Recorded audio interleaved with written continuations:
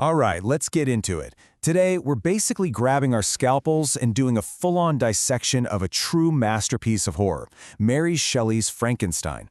What we're going to do is peel back the layers and really look at the Gothic DNA that makes this novel such a timeless nightmare. I mean, it's been haunting us for over 200 years. So, you ready? Let's begin.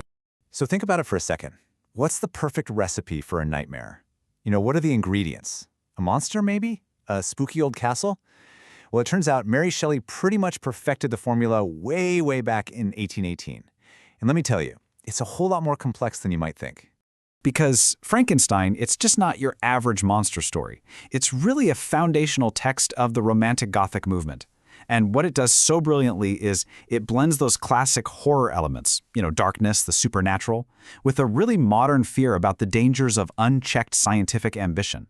Shelley uses all this horror to ask some huge questions about what it even means to be human.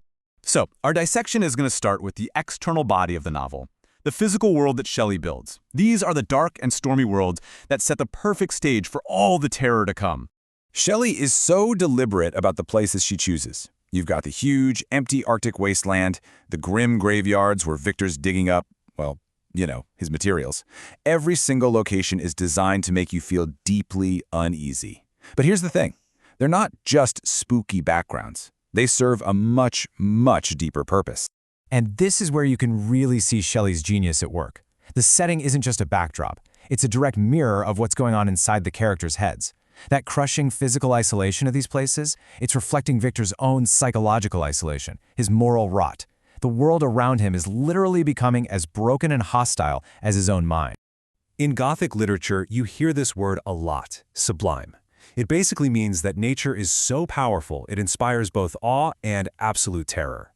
In Frankenstein, those massive glaciers and violent storms, they're not just pretty scenery. They represent this overwhelming cosmic power that makes human ambition look tiny and pathetic, and they perfectly mirror that chaos raging inside the characters. Okay, so let's move on from the external world and turn our focus inward. Because the real horror in Frankenstein, it doesn't come from a creature stitched together from spare parts. It comes from the terror that unfolds inside the human mind. And this is just classic psychological horror. The novel is basically telling us that the most terrifying punishment you can imagine isn't some physical threat.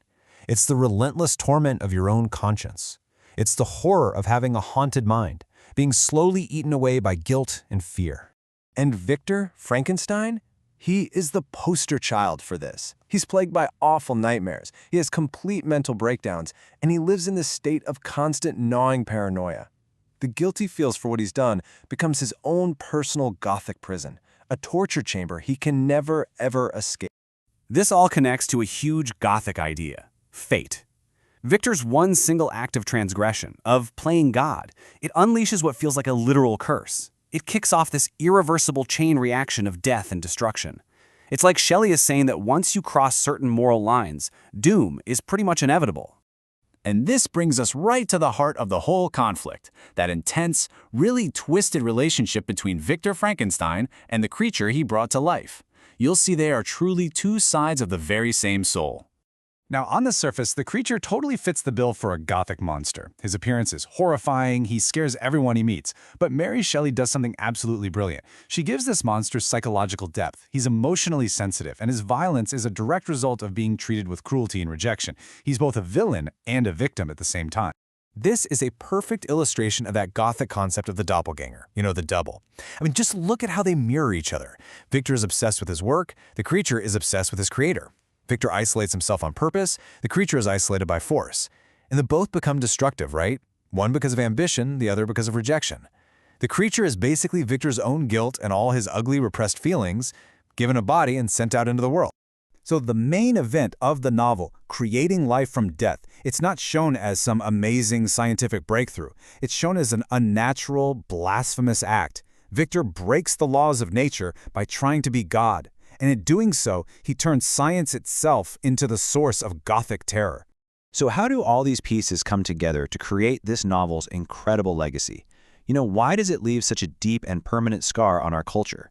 Well, one really powerful aspect is something critics call the female Gothic. The women in the story, characters like Elizabeth and Justine, they're almost completely passive. They're victims who suffer and die, not because of their own actions, but as a direct result of the ambitions and failures of the man around them. Even when Victor destroys the female creature, you can read that as a deep-seated fear of female agency and power. And when you remember that Mary Shelley was a woman writing at a time when female voices were often silenced, it adds this whole other layer of personal critique to the horror. It's fascinating. So when you boil it all down, it comes to this. Frankenstein completely redefines what Gothic horror can do. It takes the monster, which is a staple of the genre, and turns it into a powerful, walking, talking mirror that reflects our own deepest flaws, our unchecked ambition, our capacity for cruelty, and our overwhelming guilt. And that, right there, is the novel's true genius. The horror isn't there just for shock value. Nope, it's a vehicle for a deep and complex critique of society. It forces us to ask these timeless questions about scientific responsibility, about the nature of humanity, and about our duty to the things we create. Which, of course, leaves us with that final haunting question that has been echoing for 200 years. After dissecting the ambition, the guilt, the way these two souls are just reflections of each other, who is the real monster here? The creature born of hubris, or the creator who abandoned him?